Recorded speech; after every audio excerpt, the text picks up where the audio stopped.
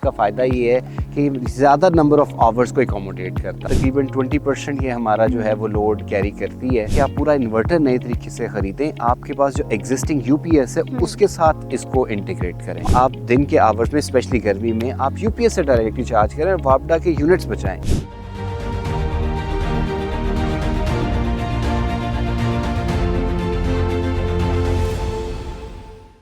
अस्सलामुअलैकुम, NC news के साथ मैं हूं फलक चौहान और आप मेरे पीछे आज देख रहे हैं पाकिस्तान की सबसे बड़ी सोलर वॉल। यहाँ आने का मकसद ये है कि एक तो धूप बहुत ज़्यादा पड़ रही है और टेम्परेचर लाहौर का इस टाइम बहुत ज़्यादा हो चुका है। हमारे इंसानों के लिए तो बहुत ज़्यादा नुकसानदेह, लेकिन सोलर एनर्जी के लिए काफ़ी ज़्यादा फ़ायदेमंद भी है। यहाँ आपको एक और इन्फॉर्मेशन देती चलूँ कि मिनिस्टर अख्तर मलिक साहब, जो कि एनर्जी की मिनिस्ट्री उनके पास थी, साल 2019 में उन्होंने इस वॉल का इफ्तिताह किया। डॉक्टर फ़हीम गौहर हमें ज्वाइन करेंगे, वो थोड़ा सा बताएंगे कि इस वॉल का क्या फ़ायदा है। अस्सलाम वालेकुम सर, कैसे हैं आप? अल्लाह का शुक्र। सर, मुझे थोड़ा सा इस वॉल के बारे में बताएं कि जब अख्तर मलिक ने इसका इफ्तिताह किया था तो क्या इसका मकसद क्या था?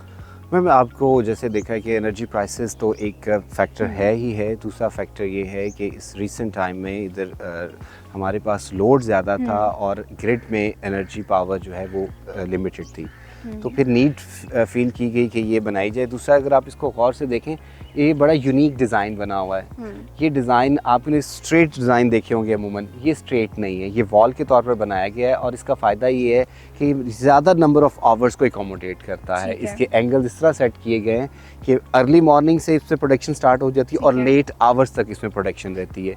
और ये पहली वॉल है जो हम लोगों ने कंस्ट्रक्ट की और लोकली डिज़ाइन करके इसको हमने बनाया। इसकी बचत हमें एट मोमेंट तकरीबन 20% ये हमारा जो है वो लोड कैरी करती है, पावर कंजम्पशन का, इस कैंपस का। और over the time we are expecting कि गवर्नमेंट हमें मज़ीद थोड़ा सा हेल्प आउट करे तो हम मल्टीपल वॉल्स जो हैं वो भी इंस्टॉल कर सकें। तो मुझे ये बताएं कि अगर मैं एक मिडिल क्लास इंसान की बात करूं तो सोलर प्लेट्स जो हैं वो कितने रुपीज़ में हम लगा सकते हैं घर में?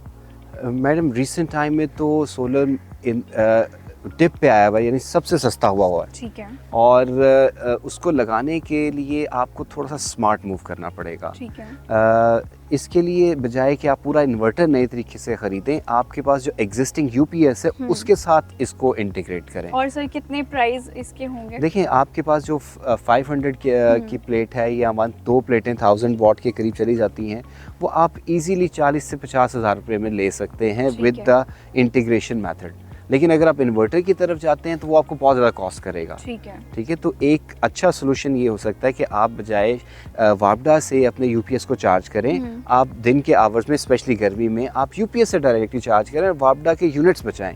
क्योंकि जब भी आप यूपीएस यूज़ करते हैं तो उसको चार्ज करने में जो एनर्जी यूज़ होती है उसका 30% प्रोपोर्शन उसको इन्वर्ट करने में ज़ाया हो जाता है।